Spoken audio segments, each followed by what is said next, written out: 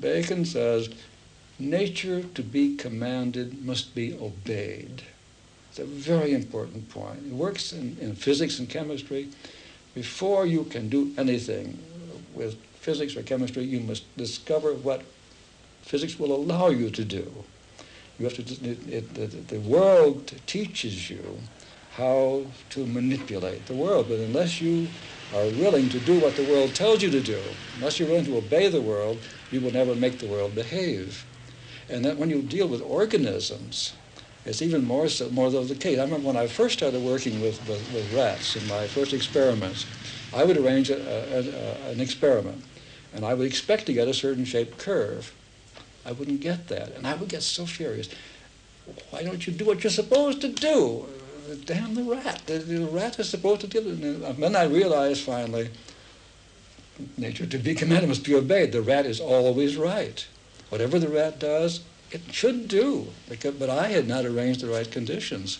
B.F. Skinner ranks as one of the most important psychologists of the 20th century.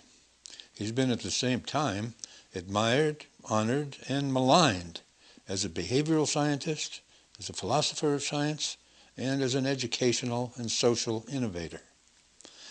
In spite of his worldwide fame, B.F. Skinner's accomplishments are not easy to categorize or even to describe. Although his favorite experimental lab animal is the pigeon, he himself cannot be pigeonholed.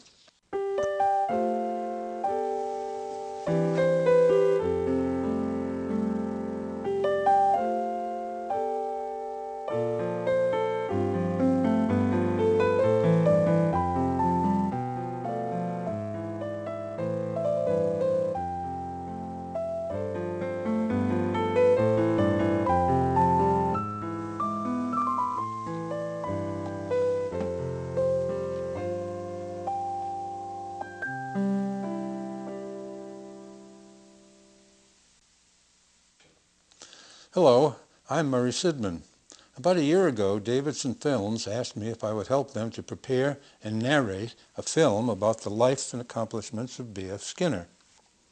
He taught us that we are what we do, but more to the point, he taught us that we can change what we do for the better. I agreed because I felt that it was of first importance to tell people about this unusual man. And so I said I would do whatever I could. During the year, I worked hard. I wrote my recollections about the man and what he did, and I worked with Davidson Films on the script. I have my notes here with me, and now I want to share my thoughts with you. Now, Skinner's work was about behavior, initially that of lab animals, but with more and more applications to humans in ever larger groups. Although the focus of his science was always on individuals, his later writings dealt with how we, through understanding our own behavior, could restructure social systems to improve life for ourselves and for the planet Earth. The broader the scope of Skinner's work, the greater the outcry against it.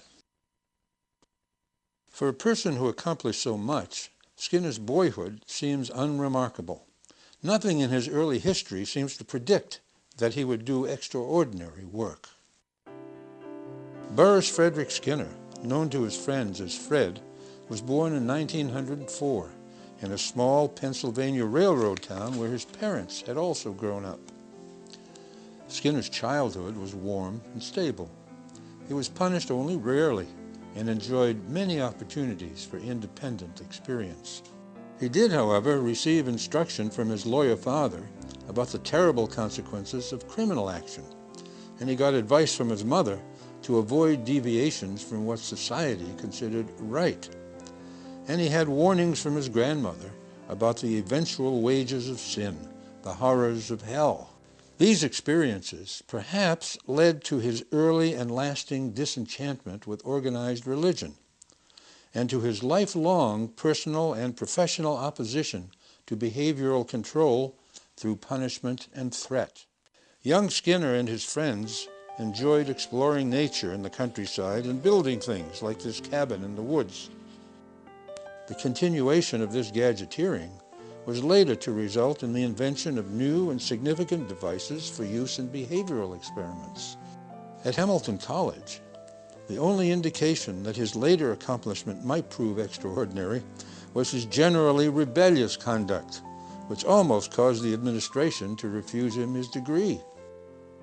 He was accepted into Harvard's Department of Psychology in 1928, after little more than a brief interview.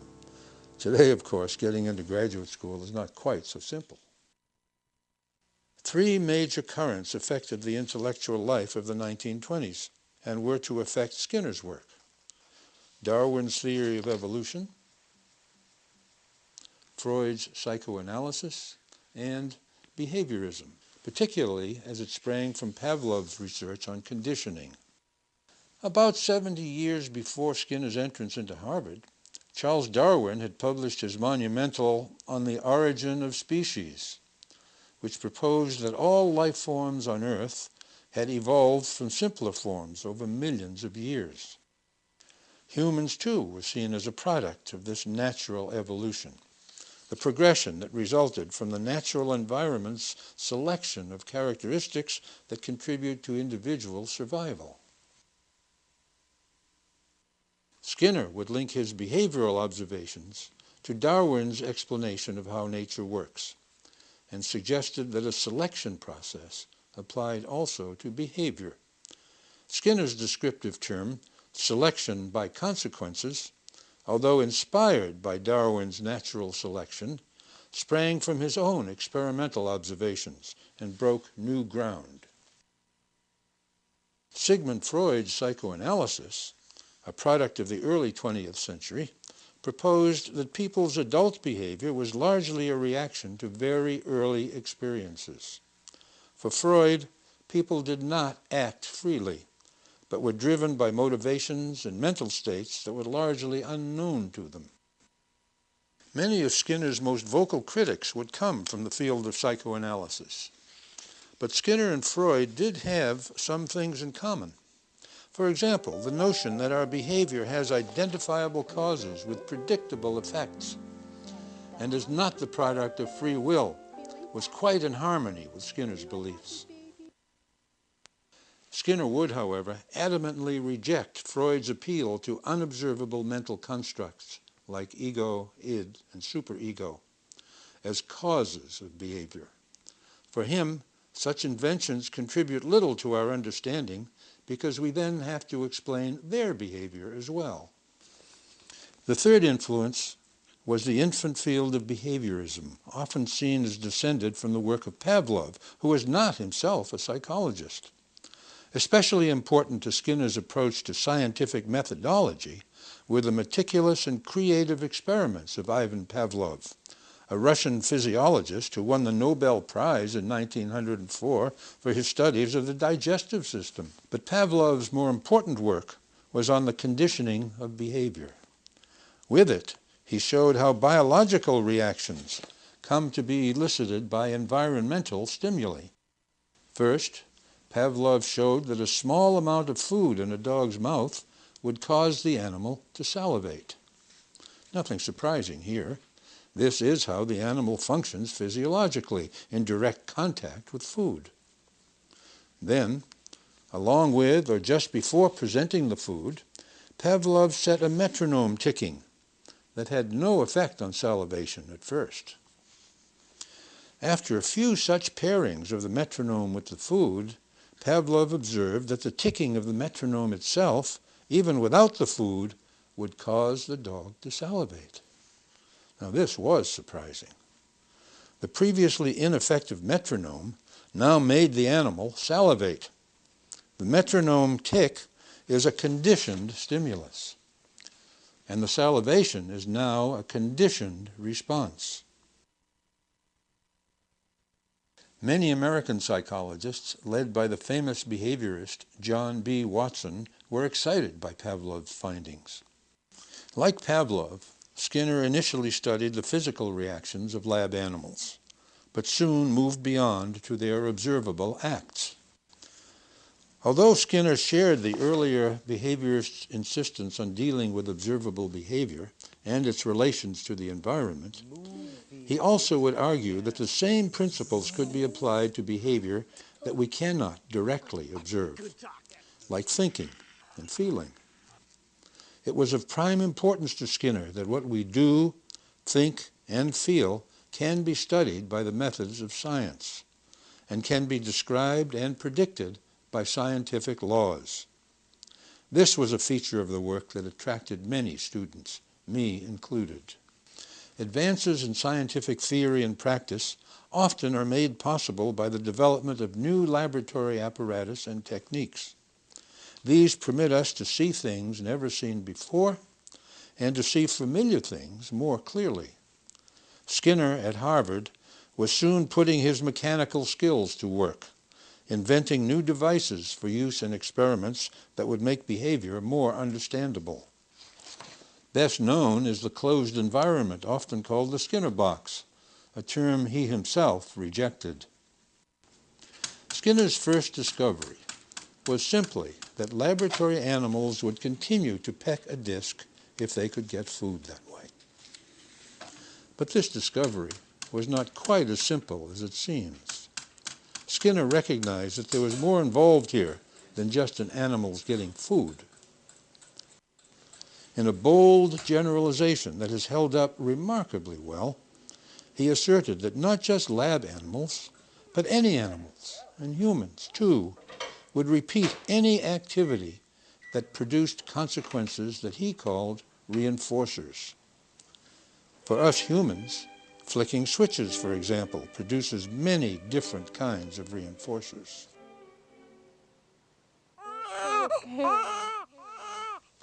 But it all starts much earlier, and it goes on throughout life. Behavior that gets certain results gets repeated.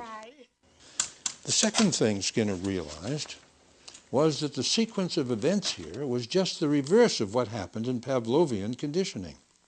Pavlov got his dog to salivate in response to a stimulus, the metronome. Pavlov's and Watson's work led to a stimulus-response psychology that many have recognized as too simplified and mechanistic to account for the great variety of human behavior. But Skinner got his animal to peck a disc not by presenting it with a stimulus beforehand, but instead by presenting a consequence afterward. The important event here was the food that came after the animal pecked the disc. This was no longer stimulus-response psychology. If anything, it was response-stimulus psychology, but still more was involved. Skinner's operant behavior consists of acts that operate on the environment, producing consequences that determine how likely the acts are to be repeated. Raise your hand if you want something. If you want to know why someone is doing or saying some particular thing, look first at what happens immediately after the act. If you can change that consequence, you will probably change the future likelihood of the act. Skinner's realization that behavior is governed by consequences was a milestone in the scientific study of behavior, analogous to Darwin's formulation of natural selection. Darwin was concerned with species characteristics that are selected over millions of years. But Skinner was concerned with the selection of behavior from the variety of actions that each individual is capable of, a process that we can see taking place during an individual's lifetime. Critical words here are behavior, selection, and individual. Skinner's work was focused on observable actions, not theoretical constructs. He was interested in why one behavior was selected from the many possibilities available to any organism at any point in time. He was also concerned with individuals. Skinner did not group individuals statistically and merge their results into averages. If some individual acted differently from another, he wanted to know why. Skinner proposed that the critical relation between behavior and environment can be conceived of as a contingency of reinforcement. Consequences, in this case food, are contingent on some act. Here, disc pecking. Contingent means dependent on. It defines an if-then relation. If the pigeon in this chamber pecks the lighted disc, it then gets food. Depending on the type of consequence, the act will or will not be selected. This pigeon will soon be ringing the bell, as you will see, but it starts out doing many other things. Skinner discovered that one could mold behavior from one variation to another, ending up with an act that was completely out of the range of anything the organism had ever done before. Starting with reinforcement for just turning toward the bell, closer approaches are then required. This gradual molding of behavior Skinner called shaping. This pigeon's behavior has been shaped into ringing a bell by requiring closer approximations to the desired behavior before giving it food. The process validates Skinner's assertion that selection by consequences is a fact, not a theory. Anyone can see it happening.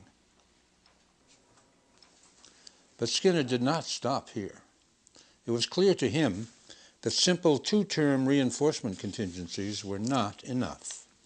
Skinner's research showed that the environment not only provides consequences that select and maintain particular behavior, but that the environment also selects from an organism's repertoire of two-term units the particular ones that will be active at any moment. Notice this pigeon has 3 discs available, but only pecks the lighted one. The bird only gets food by pecking at the lighted disc. Skinner calls things like the light discriminative stimuli. These stimuli allow animals and people to discriminate, to make distinctions, by signaling that certain reinforcements will be available if they act in a certain way. Pavlovian conditioned stimuli usually trigger physiological reactions that have some natural relation to the unconditioned stimulus, like salivation in Pavlov's original experiments.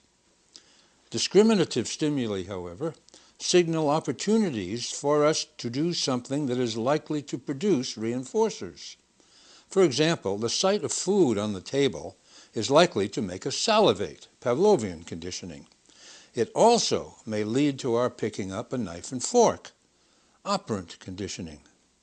Discriminative stimuli control when and where we do things. By adding the third term, discriminative stimulus, to the reinforcement contingency, along with response and consequence, Skinner greatly broadened the applicability of operant conditioning. The 3-term contingency is the basic unit of operant behavior. Without the third term, discriminative stimulus, to control when and where we act in certain ways, we would be trying to do everything all at once. Instead, in any given situation, we respond in the same way as was reinforced in a similar situation in the past. The scope of operant conditioning was widened still further when Skinner discovered that discriminative stimuli, because they lead to reinforcement, can also act as conditioned reinforcers themselves. In our own lives, a prime example of this is money. Money acts as a discriminative stimulus that leads to many different kinds of reinforcers. Money offers us so many opportunities to buy so many reinforcers that it becomes a powerful reinforcer itself. Other aspects of the environment, too, signal the availability of reinforcers and become conditioned reinforcers themselves.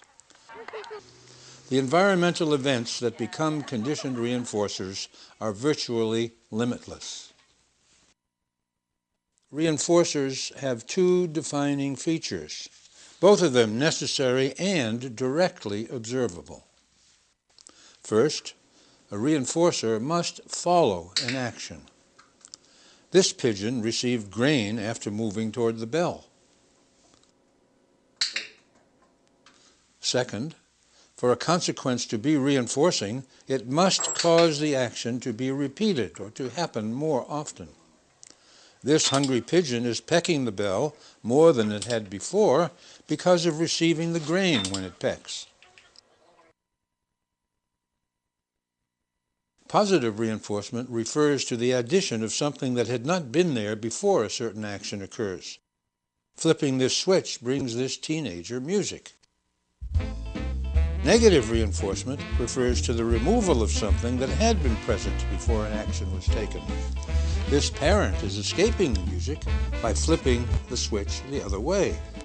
Punishment would occur if, when the teenager brought home some bad grades, the parent denied her the use of the radio or made her perform extra chores.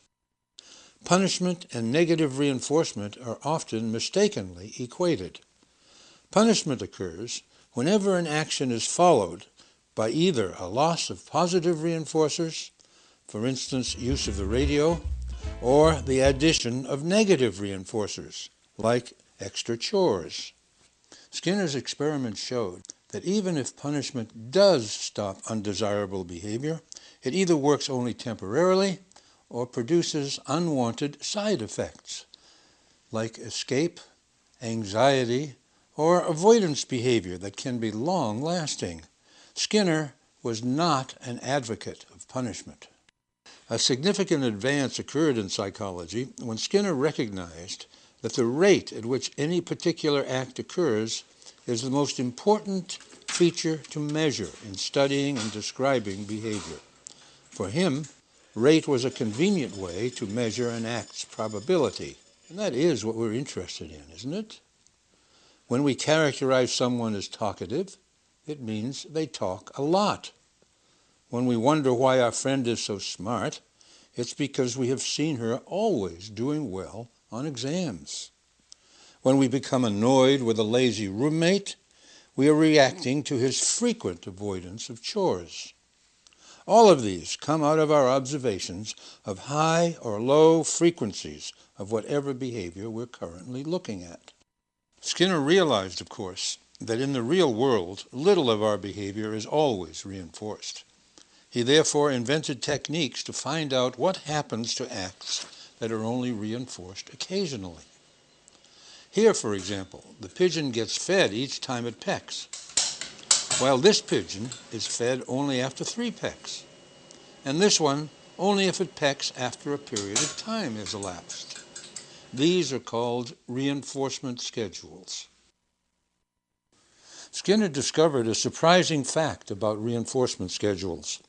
After reinforcement is discontinued completely, acts that have been reinforced less frequently persist longer than acts that are reinforced each time. People gamble because of the schedule of the reinforcement that follows, and this is true of all gambling systems. They all have variable ratios built into them. So what we've learned from the pigeon, it made it possible to interpret this vast field very effectively. These, then, are the core elements of the operant conditioning that Skinner discovered in his animal labs in the 1930s, and which he described in his first book, The Behavior of Organisms, published in 1938. The animal apparatus he had invented became standard in labs across the world, and the new science of behavior analysis was born. 1938 was also the year that Skinner's first child was born. It was perhaps this family life that caused him to place greater emphasis on the significance his work held for practical human concerns. This change in emphasis was to make him a very controversial figure. The first major public controversy erupted over, of all things, a baby's sleeping arrangements. His daughters, Julie Vargas and Deborah Buzan, tell the story best. But in any case, when Mother was pregnant again, I could just see what she said. She would have said, "Fred, can't you do something to make this easier?" And he would say, "Oh, well, yes, I think I can do something." And he would go downstairs and he'd put together this heated sleeping space. And one of the misconceptions is that it was used for something, that Deborah was in it most of the time. But I didn't live in this thing. I was in there as an infant. Essentially, I was out and about as any old baby. I mean, this has been a widely misinterpreted aspect Yes, of the baby box that I was in there the whole time. And I apparently didn't have any colds for several years, and apparently didn't even cry for quite a few months, which is pretty amazing. I think if my father had been a writer of fiction or a traveling salesman or whatever, nobody would have thought anything of this invention. It's the very fact that he actually did have animals in boxes that people would, of course, naturally make the connection. He puts his child in a box and think, oh my God, he's experimenting on his kid. But I remember very many times when he would put us to bed, he would sit on the side and he would reach over and squeeze your hand, and tears would come to his eyes. And I could never understand why when I was a little girl. And now I can understand perfectly. Skinner was a remarkably devoted father, and through his concern about his daughter's education came another application of his research and his inventive skills, the teaching machine.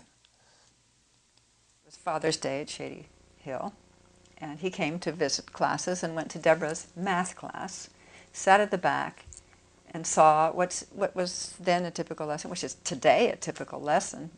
Teacher goes up and on the blackboard says, this is how you do addition with carryings, or whatever it was. Well, fourth grade it would have been more advanced, but adding fractions, say. And then give some papers to the students, and the students are supposed to do their assignments. Well, it was very obvious to him that some of the kids already knew it. Some of the kids hadn't the foggiest idea of how you start. And when the papers were given out, some of them could do it, some of them were bored. It just was not effective. And he'd spent hours and hours and hours in the Pigeon Lab, and he knew about shaping behavior, and this was just violating every single principle.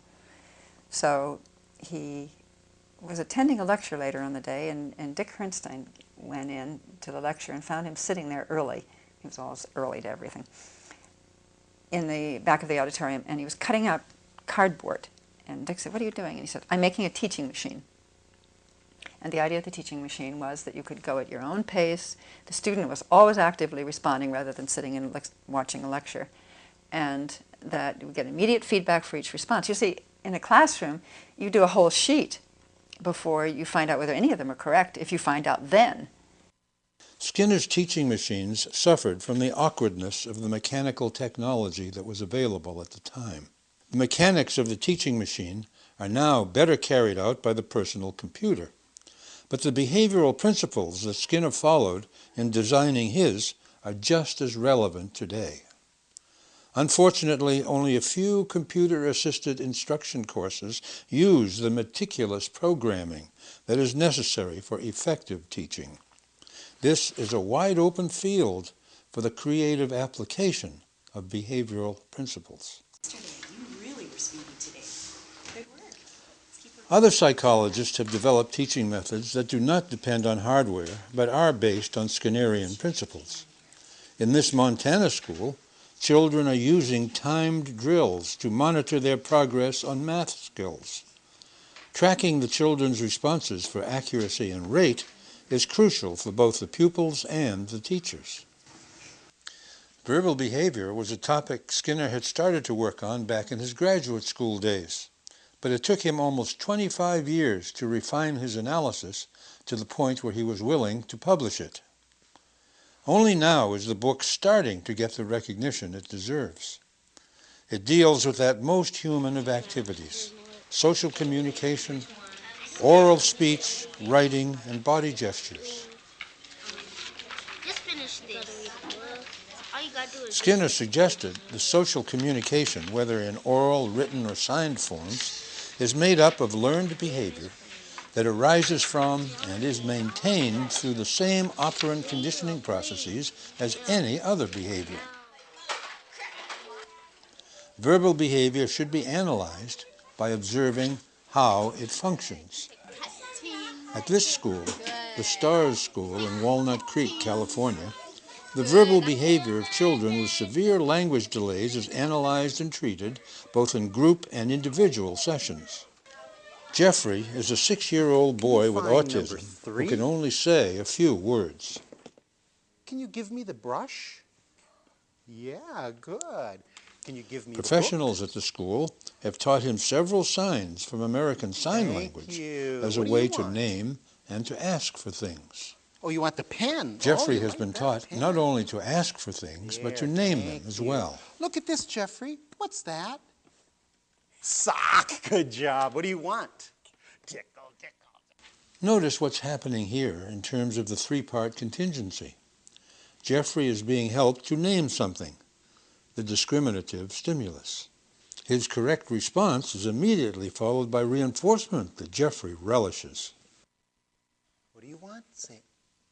Incorrect responses are ignored, and a new attempt immediately made with prompts or hints to help evoke the correct word.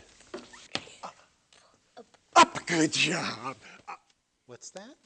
Careful records are kept of these sessions to follow Banana. Jeffrey's progress. Banana. This is another form of the individual recordings of data seen earlier with the pigeons. Yes. Sign language training continues in less formal situations with the aim of getting the child to communicate verbally outside the therapy sessions. Skinner's analysis in verbal behavior went far beyond the important topic of individual communication. His analysis also dealt with the way verbal behavior widened the scope of individual experience, allowing us to pass on inventions, cultural practices, discoveries, and skills over time and space. Using these verbal records, we have been able to modify our environments for both evil and good. The wide-ranging field of behavior analysis, Hi, I'm Yoshi. based on Skinnerian principles, has resulted in many improvements to the human condition. I experienced the power of operant conditioning to help people learn new behavior when I worked for many years with people who were living in an institution. Conditions verged on the barbaric for many of those people at the time, and behavioral therapies have resulted in enormous and positive changes, allowing them to lead more productive lives in the community.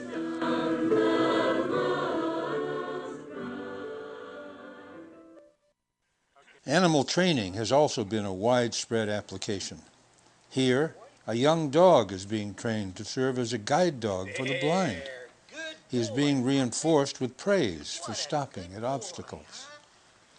Obstacles are not just physical. When you bow, and that's a sign of respect. But in this country, you know, it's the firm handshake and you look them in the eye. That's how you show people respect. Hi, I'm Yoshi. I'm from that. Nice to These meet young you. Cambodian American go. boys are being taught social Nice job. skills Nice going. like handshaking that will allow them to succeed more easily in the dominant culture. In this session, they are being reinforced by What do you tokens want? that they can then spend in an informal snack bar. You don't use a conspicuous reinforcer, as I call it, a reward, like a token, unless you need to. If you have a disrupted classroom, boys and girls running all over the place, you need to make some very clear contingencies of reinforcement, to use my own terminology on this, to get them settled down. But once they're settled down and begin to be reinforced by the natural consequences of being quiet and getting somewhere, then you can dispense with the cruder types of reinforcers. In the second half of his life, Skinner increasingly devoted himself to writing, largely on applications of operant conditioning to the human condition. In Walden 2, a novel, he proposed a plan for a utopian community governed by positive reinforcement. This community, Los Horcones, in northern Mexico, has been in existence since 1973 and consists of 3 generations of several families who have constructed a productive environment for themselves based on Skinnerian principles of behavior analysis. Skinner's interest in how environments shape human interactions and how human life can be improved by the application of behavior analysis can perhaps best be seen in his own environment, a basement study which he designed to support the writing that was the focus of his life. He was his own best human subject. This file here is all of the topics in which he was currently interested. Here is a copy of just the drafts as he threw them as he was finished. So you can see it's still got a lot of changes, and this would have probably been at least a 10th draft. He had difficulty with his eyes in the later years, so he bought this magnifying glass. It was on an arm, but he couldn't adjust it so that it was exactly where he wanted it. So he made up this system. He put wood on, he glued the whole thing, you can see with hot glue here, onto a wooden frame with these arms, which were also hot glued, ran fishing wire up to the ceiling, over to the wall, and down to some weights, which made it possible to raise and lower this and to put it in any position that he wanted it. And then he would, of course, look through it. Future historians, with the help of data that requires the passage of time and evaluations of Skinner's accomplishments in relation to many other developments, will have the task of placing Skinner's work in its proper perspective. I can only tell you why it has been important to me and my colleagues. First, Skinner's work provided me with a scientific methodology, with precise experimental methods, with ways to investigate the behavior not of a mythical average organism, but of real individuals. Second, Skinner's work acquainted me with new findings about behavior. You have only seen a few of the many in this video. Third, Skinner's organization of these findings into a set of general principles enabled others, including me, to apply the new knowledge in ways that went far beyond his own personal contributions. Good girl, thank you. Here, in his last lecture, he sums up what he thought his work had been about. Looking back on my life, 62 years as a psychologist, I would say that what I have tried to do, what I've been doing, is to make that point clear, to show how selection by consequences in the individual can be demonstrated in the laboratory with animals and with human subjects, and to show the implications of that for the world at large in not only the profession of psychology, but in consideration of what is going to happen to the world unless some very vital changes are made. Any evidence that I've been successful in that is what I should like to be remembered by. Now, once again, thank you for this award and for your attention.